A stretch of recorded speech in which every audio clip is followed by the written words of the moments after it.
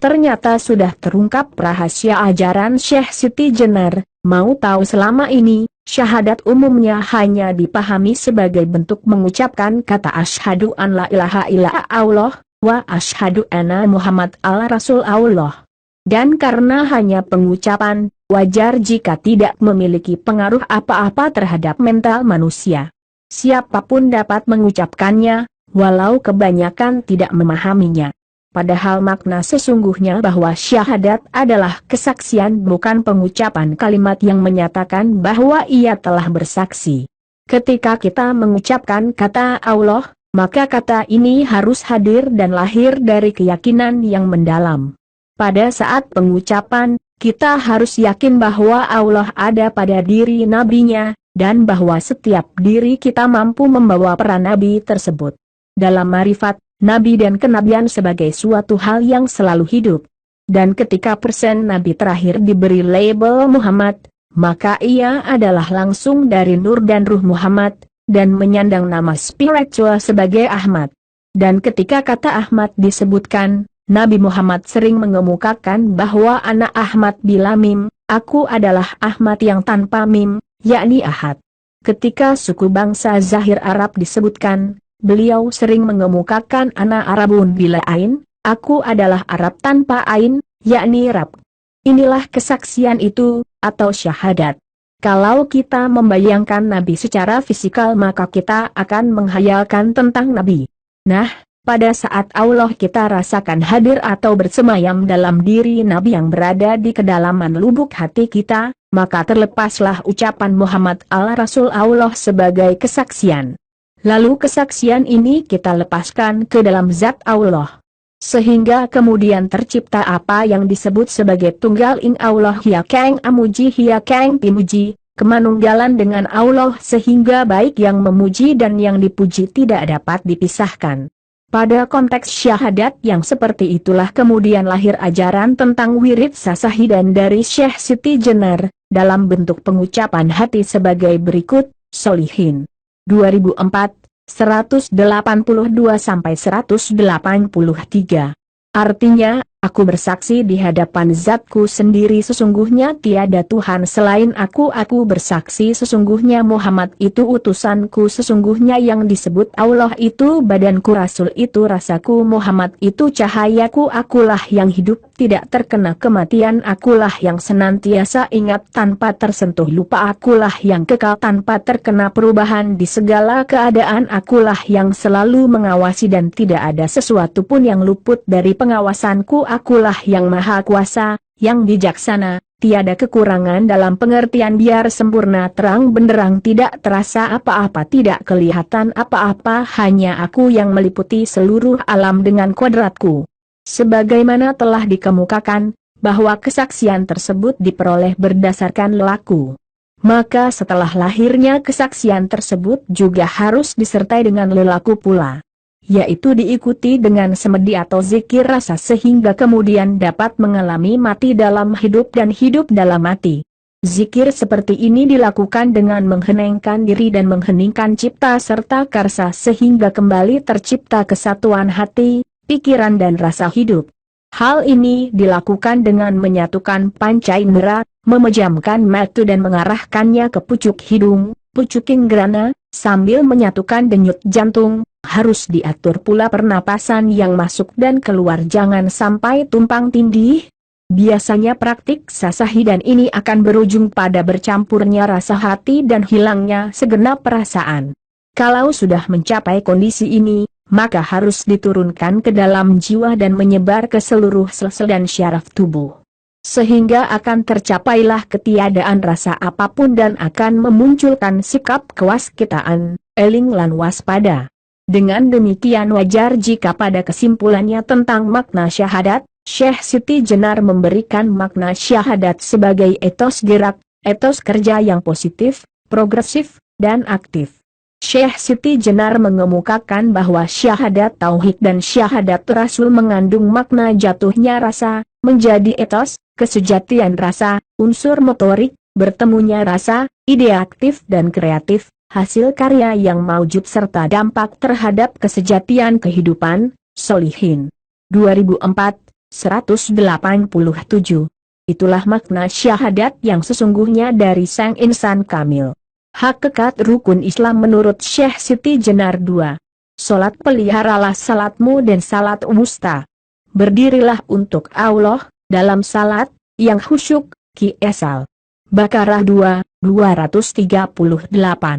Ini adalah penegasan dari Allah tentang kewajiban dan keharusan memelihara salat, baik segi zahir maupun batin dengan titik tekan khusyuk, kondisi batin yang mantap. Secara lahir, salat dilakukan dengan berdiri, membaca Al-Fatihah, sujud, duduk dan sebagainya. Kesemuanya melibatkan keseluruhan anggota badan. Inilah salat jasmani dan fisikal. Karena semua gerakan badan berlaku dalam semua salat, maka dalam ayat tersebut disebut salawaati, segala salat, yang berarti jamak. Dan ini menjadi bagian pertama, yakni bagian lahiriah. Bagian kedua adalah tentang salat wusta, yaitu yang secara sufistik adalah salat hati. Wusta dapat diartikan pertengahan atau tengah-tengah.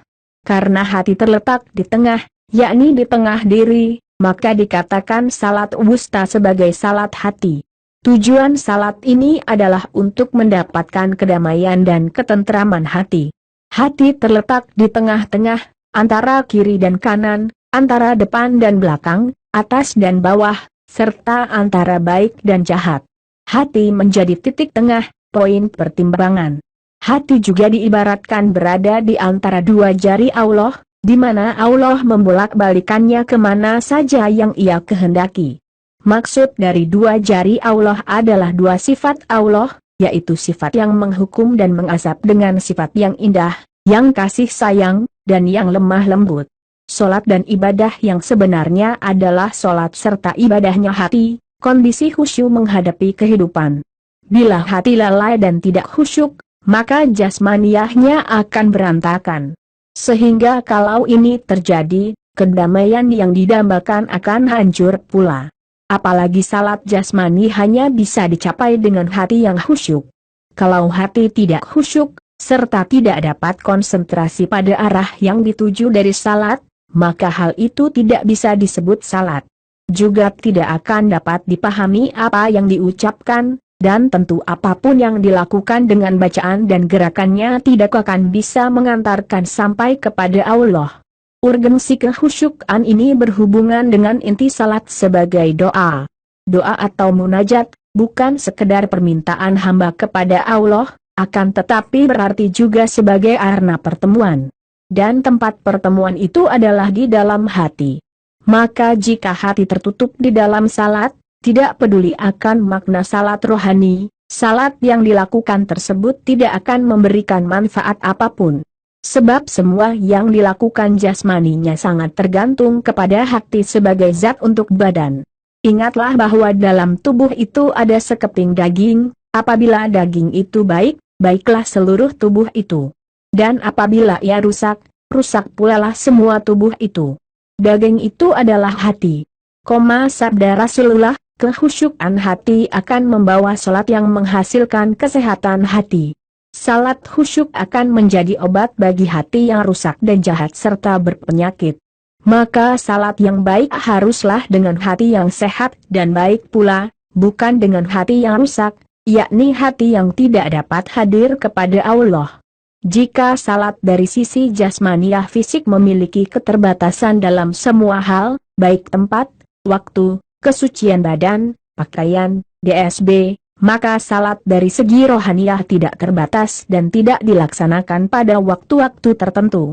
Salat secara rohaniah tidak terikat oleh ruang dan waktu. Salat ini selalu dilakukan terus-menerus sejak di dunia hingga akhirat. Masjid untuk salat rohani terletak dalam hati. Jamaahnya terdiri dari anggota-anggota batin atau daya-daya rohaniah yang berzikir dan membaca al-asma al-husna dalam bahasa alam rohaniah. Imam dalam salat rohani adalah kemauan atau keinginan, niat, yang kuat. Dan kiblatnya adalah Allah. Inilah salat tarek dan salat daim yang diajarkan oleh Syekh Siti Jenar.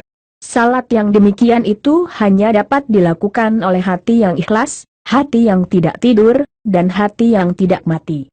Hati dan jiwa seperti itu kekal dan selalu beribadah atau salat ketika jasmaninya sedang tertidur atau terjaga. Ibadah hati dilakukan sepanjang hayat, dan sepanjang hayatnya adalah untuk beribadah.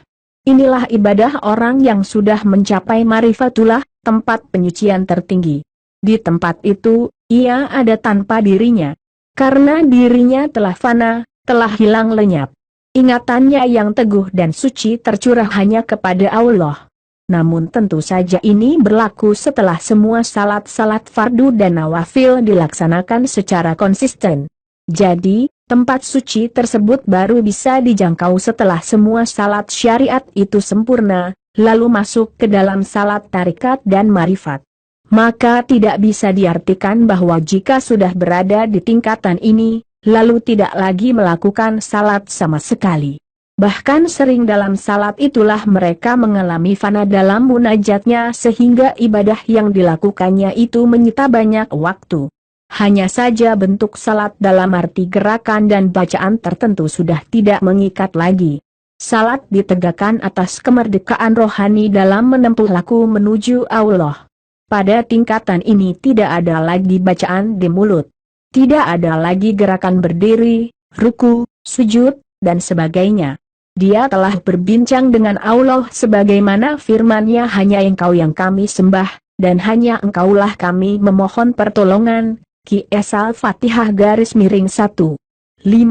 Firman tersebut menunjukkan betapa tingginya kesadaran insan kamil, yakni mereka yang telah melalui beberapa tingkatan alam rasa dan pengalaman rohani sehingga tenggelam dalam lautan tauhid atau keesaan Allah dan berpadu dengannya. Nikmat yang mereka rasakan saat itu tidak dapat diungkapkan dengan kata-kata. Hanya orang yang mengalaminya yang dapat mengartikan kenikmatan tersebut. Namun mereka pun sering tidak mau mengungkapkannya. Tidak ingin membocorkan rahasia ketuhanan yang tersimpan di dalam lubuk hatinya oleh Allah. Hal tersebut sama halnya dengan hakikat takbir, yang bukan semata-mata ucapan Allahu Akbar. Takbir merupakan pengucapan yang lahir dari firman Allah yang memuji kebesaran zatnya. Jadi, takbir sebenarnya merupakan suara Tuhan yang meminjam mulut hambanya.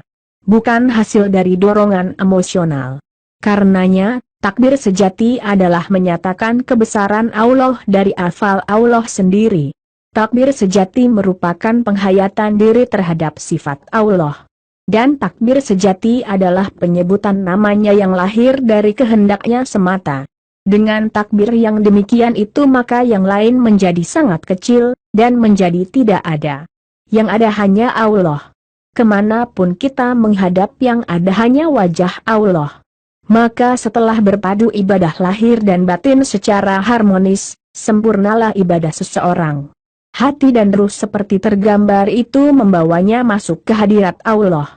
Hatinya berpadu mesra dengan Allah. Dalam alam nyata ia menjadi hamba yang wara dan alim. Dalam alam rohani ia menjadi ahli marifah yang telah sampai pada peringkat kesempurnaan mengenal Allah. Inilah makna bahwa salat adalah perjalanan menuju Allah. Hasilnya adalah bahwa salat yang dilaksanakan mencegah perilaku yang keji dan munkar. Sebaliknya menghasilkan kehalusan dan kemuliaan budi dan perilaku. Jika salat telah dihilangkan makna hakikatnya, hanya menjadi sekedar pelaksanaan hukum fikih sebagaimana tampak pada kebanyakan manusia dewasa ini, maka salat tersebut telah kehilangan makna fungsionalnya. Hal inilah yang telah mendatangkan kritik tajam dari Syekh Siti Jenar. Syahadat, salat, puasa semua tanpa makna termasuk zakat dan haji ke Mekah itu semua telah menjadi palsu, tidak bisa dijadikan anutan, hanya menghasilkan kerusakan di bumi, membohongi makhluk lain, hanya ingin surga kelak. Orang bodoh mengikuti para wali sementara kenyataannya sama saja belum mencapai tahapan. Hening Syekh Siti Jenar mengkritik pelaksanaan hukum fikih pada masa Wali Sanga karena ibadah-ibadah formal tersebut telah kehilangan makna dan tujuan, kehilangan arti, dan hikmah kehidupan. Hal itu menjadikan semua ajaran agama yang diajarkan oleh para ulama ketika itu menjadi kebohongan yang meninabobokan publik dengan hanya menginginkan surga kelak yang belum ada kenyataannya. Oleh karenanya Syekh Siti Jenar mengajarkan praktik salat fungsional, berbeda dengan para wali pada masanya. Salat tarek sebagai bentuk ketaatan syariat, dan salat daim sebagai salat yang tertanam dalam jiwa, dan mewarnai seluruh pekerti kehidupan. Seseorang yang melaksanakan pekerjaan profesionalnya secara benar, disiplin, ikhlas, dan karena melaksanakan fungsi lillahi ta'ala, maka orang tersebut disebut melaksanakan salat. Itulah bagian dari salat daim.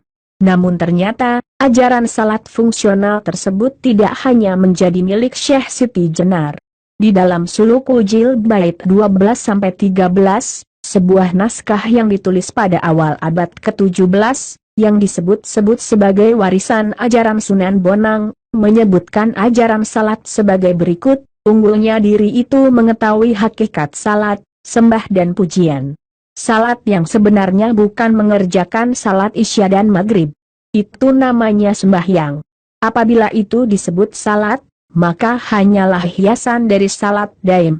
Hanyalah tata krama manakah yang disebut salat yang sesungguhnya itu?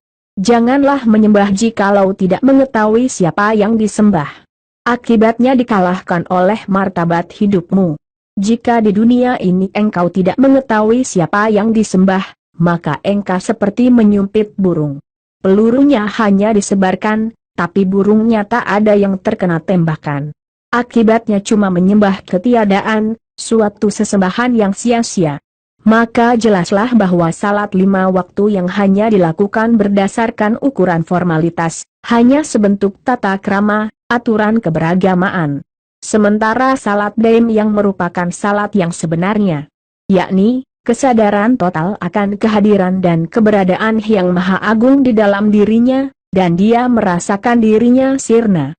Sehingga semua tingkah lakunya adalah salat. Diam, bicara, dan semua gerak tubuhnya merupakan salat. Wudu, membuang air besar, makan dan sebagainya adalah tindakan sembahyang. Inilah hakikat dari niat sejati dan pujian yang tiada putus. Ya, salat yang mampu membawa pelakunya untuk menebar kekejian dan kemungkaran.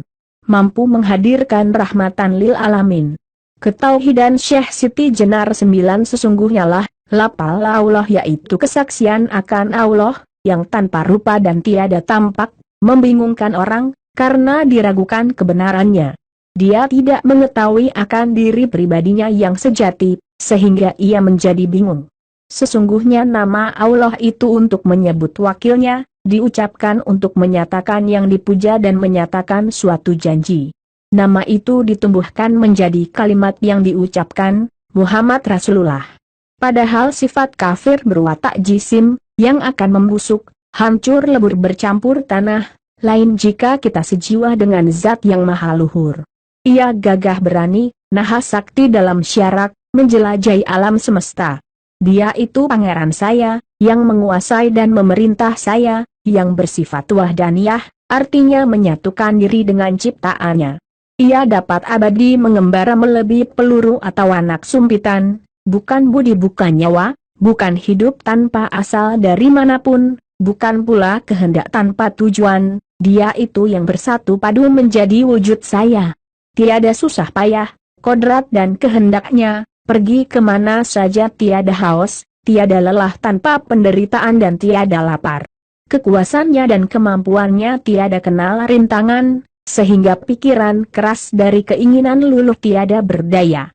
Maka timbullah dari jiwa raga saya kearif bijaksanaan tanpa saya ketahui keluar dan masuknya, tahu-tahu saya menjumpai ia sudah ada di sana. Serat Syekh Siti Jenar Kisah Sastrawijaya, Pupuh III dan Danggula, 45-48. Pernyataan di atas adalah tafsir sederhana dari Sasahiden yang menjadi intisari ajaran Syekh Siti Jenar, dan landasan mistik teologi kemanunggalan. Kalimah syahadat yang hanya diucapkan dengan lisan dan hanya dihiasi dengan perangkat kerja fisik, pelaksanaan fikih Islam dengan tanpa aplikasi spiritual, hakikatnya adalah kebohongan. Pelaksanaan aspek fisik keagamaan yang tidak disertai dengan implikasi kemanunggalan roh, sebenarnya jiwa orang itu mencuri, yakni mencuri dari perhatiannya kepada aspek Allah dalam diri. itulah sebenar-benarnya munafik dalam tinjauan batin, dan fasik dalam kacamata lahir. Sebab manusia sebagai khalifahnya adalah cermin ilahiyah yang harus menampak kepada seluruh alam. Sebagai alatnya adalah kemanunggalan wujudiah sebagaimana terdapat dalam sasahidan. Terdapat kesatupaduan antara Allah, Rasul dan manusia. Masing-masing bukanlah sesuatu yang saling asing mengasingkan. 10. Rahasia kesadaran kesejatian kehidupan, ya ingsun ini kesejatian hidup, engkau sejatinya Allah, ya ingsun sejatinya Allah, yakni wujud, yang berbentuk, itu sejatinya Allah, rasa sama dengan rahasia, itu Rasulullah, lisan, pangucap, itu Allah, jasad Allah badan putih tanpa darah, Allah, rasa Allah, rahasia kesejatian Allah, ya ingsun, aku, ini sejatinya Allah, wejangan wali sanga, HLM 5. Substansi dari ungkapan spiritual tersebut adalah bahwa kesejatian hidup, rahasia kehidupan hanya ada pada pengalaman kemanunggalan antara Kawula Gusti. Dan dalam tataran atau ukuran orang awam hal itu bisa diraih dengan memperhatikan uraian dan wejangan Syekh Siti Jenar tentang salat tareq 5 waktu. Hakikat rukun Islam menurut Syekh Siti Jenar 4 zakat. Syekh Siti Jenar memberikan makna aplikatif zakat sebagai sikap menolong orang lain dari penderitaan dan kekurangan. Menolong orang lain agar dapat hidup, menikmati hidup, sekaligus mampu bereksis menjalani kehidupan. Syekh Siti Jenar sendiri bertani yang merupakan pekerjaan favorit pada masa hidupnya. Namun tidak semua masyarakat petani berhasil hidupnya sebagaimana pula tidak selalu berhasil baik dari panennya. Yang tidak berhasil panennya tentu mengalami kekurangan bahkan kelaparan. Syekh Siti Jenar selalu membantu mereka yang kurang berhasil tadi dengan memberikan sebagian hasil panennya dari tanahnya yang luas kepada mereka itu. Inilah yang disebut sebagai zakat secara fungsional. Suka memberi adalah sifatnya, dan dia senang melihat hambanya mencontoh sifat suka memberi yang menjadi sifatnya itu. Perbendaharaan Tuhan tidak akan kosong, dan bila Allah memberi dia akan memberi dengan tangannya yang terbuka. Barang siapa yang datang membawa amal yang baik, maka ia akan mendapat pahala sebanyak 10 kali lipat dari kita, dan barang siapa yang datang membawa perbuatan yang jahat, dia tidak mendapatkan pembalasannya, melainkan yang seimbang dengan kejahatannya, sedangkan mereka sedikit pun tidak dianiaya. Kisal 6-6 160. Sebagaimana makna katanya, zakat memiliki kegunaan sebagai arna pembersihan harta dan jiwa. Terutama membersihkan dari keegoan, sehingga tujuan zakat rohani menjadi tercapai. Siapakah yang mau meminjamkan kepada Allah pinjaman yang baik maka Allah akan melipat gandakan balasan pinjaman itu untuknya, dia akan mendapatkan pahala yang banyak. Kisal Hadits 57-11. Inilah hakikat pahala zakat, baik jasmani maupun rohani. Sehingga terhadap harta pinjaman dan titipan dari Allah, kita melakukan penyucian diri dengan mengeluarkan zakat, bersedekah, serta berbuat amal jariah. Dalam hal inilah, patokan kita bukan sekedar patokan minimal 2,5%, namun bisa lebih dari itu. Bahkan para sufi terkadang berzakat 100% dari seluruh harta yang diterimanya. Selain ia membersihkan dari daki-daki dunia, ia juga memanjangkan umur dan menyelamatkan diri dari siksa sengsara akhirat. Betapa beruntungnya para pemilik harta yang menyedekahkan hartanya sehingga ia mendapatkan ganjaran yang tidak dapat ditebus dengan uang nantinya. Mereka yang menyedekahkan hartanya kepada orang lain, hartanya tidak akan berkurang. Bahkan, harta itu akan bertambah, dan bertambah, sabda Nabi. Jadi, pemahaman sufi atas harta jelas. Harta dan semua yang ada adalah milik Tuhan. Manusia diberi limpahannya agar digunakan sebagai alat bagi perjalanan rohaninya menuju Tuhan. Kamu tidak akan sampai kepada ketaatan yang sempurna sebelum kamu menafkahkan sebagian harta yang kamu cintai. Dan apa saja yang kamu nafkahkan itu, maka sesungguhnya Allah mengetahuinya. Qs Ali Imran _3 92. Zakat bagi para sufi merupakan langkah untuk memberikan kado atau hadiah terindah untuk Tuhan, sekaligus untuk manusia dengan disertai kebersihan niat jiwa, dan kesucian hati. Tegasnya, sebagaimana dikemukakan Syekh Siti Jenar, zakat adalah kesediaan untuk menolong manusia yang kekurangan, baik harta fisik maupun harta rohani sehingga mereka terhindar dari kemiskinan, kekurangan, kelaparan fisik maupun spiritual. Betapa indahnya dunia jika dihuni manusia sufi seperti ini. 5 haji-haji menurut Islam Jawa yang sebagian merupakan warisan ajaran Syekh Siti Jenar tidak lain adalah olah spiritual. Karena kalau hanya sekedar mengunjungi Makkah dalam arti fisik, bagi orang Islam Jawa itu cukup dengan ngeraga sukma. Dalam arti seseorang mampu pergi ke Makkah kapan saja dia mau. Oleh karenanya, bagi mereka, Makkah letaknya bukanlah sebatas geografis, yakni terletak di dataran Arab Saudi. Bagi Muslim Jawa, Makkah berada di dalam spirit manusia yang tidak ditempuh dengan hanya menggunakan bekal rupiah. Hal ini dapat ditinjau dari ungkapan dalam suluk Wijil. Artinya, Maulana Maghribi berkata demikian, baiklah engkau kembali, yang engkau cari tidak ada di Makkah. Makkah yang terletak di barat, Nusa Jawa, itu, Makkah Darwan namanya. Batu yang dibuat sebagai tempat menghadap adalah buatan Nabi Ibrahim. Jika Nusa Jawa engkau tinggalkan, akan menjadi kafir, tak ada yang tahu di mana Makkah yang sebenarnya. Meski ia harus berjalan dari kecil hingga tua, tak akan mencapai tujuan. Jika ada bekal sampai di Makkah dan menjadi wali, maka bekalnya sangat mahal, sukar diperoleh. Bukan rupiah maupun dinar bekal tersebut, tapi keberanian, kesanggupan mati, dan sabar serta ikhlas di dunia. Dari penuturan suluk Ujil tersebut, jelas bahwa haji adalah olah spiritual untuk mencapai keyakinan hidup yang hak, yaitu berani dan sanggup mati dalam kebenaran, serta sabar dan ikhlas dalam hidup di dunia, di mana ruh masih terpenjara dalam wadah ini. Hidup ikhlas adalah hidup tidak terkontaminasi nafsu berebut kuasa, harta, kelezatan hidup di dunia. Chojim, 2002,209. Maka keikhlasan menjalani hidup menjadi tujuan dari haji. Untuk dapat ikhlas perlu laku atau olah spiritual.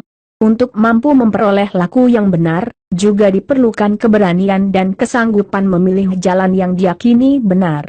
Sebagiannya adalah keberanian dan kesanggupan untuk hidup bersahaja dan bersih dari segala perbuatan yang tercela dan mungkar. Hati terbebas dari segala iri, dengki, dendam, kesumat, kikir dan tamak. Pikiran bersih dari keterikatan dengan kelezatan dunia. Rohani dimerdekakan, dan keberagamaan tidak terbelenggu oleh sekedar formalitas. Dan untuk itu semua dibutuhkan kesabaran, memiliki daya juang, dan tidak mudah menyerah dalam upaya mencapai tujuan. Tegar dan kokoh dalam perjuangan hidup yang benar, dan kemauan mempertahankan keyakinan atas kebenaran itu. Di balik kesabaran itu, juga tersembul kemauan menjaga harmonisme segala hal di dunia ini. Tidak egois, tidak mau menang sendiri, tidak menyerobot hak orang lain, tidak mempermainkan kekuasaan, tidak melanggar hak-hak orang lain. Ia selalu memperjuangkan hak hidup dengan tanpa mengorbankan hak orang lain. Ia memperjuangkan haknya sekaligus hak orang lain. Muslim Jawa dalam beragama tidak hanya terikat pada simbol. Sehingga termasuk Ka'bah misalnya, yang berada di Makkah hanya disebut sebagai tiruan yang dibuat manusia. Ka'bah yang sesungguhnya tidak diketahui letaknya karena berada di alam spiritual. Ka'bah diri berada di kedalaman ceruk hati. Oleh karenanya kebenaran dan kejujuran tidak harus diburu di Makkah, justru di Jawa juga menyediakan banyak ajaran spiritual yang jika ditinggalkan untuk memburu di Makkah, malah membuat orang Jawa akan menjadi kafir. Yakni akan kehilangan kebijaksanaan tradisional dan spiritualitas yang genuine dari kedalaman dirinya sendiri. Untuk menciptakan kesejahteraan, ketentraman, dan untuk mampu mendekati Tuhan, Ternyata memang seharusnya tidak boleh meninggalkan kebijaksanaan yang berakar pada tradisi ritual dari bangsa lain. Allah menyediakan semua tempat dengan ragam hikmah, wisdom-nya masing-masing. Untuk itulah konsep keberbedaan harus disatukan dalam kerangka ta'aruf, saling mengenal. Mereka yang mampu mengenal hikmah yang beragam itu disebut Allah sebagai mereka yang paling sanggup mencapai ketakwaan. Wallahualam.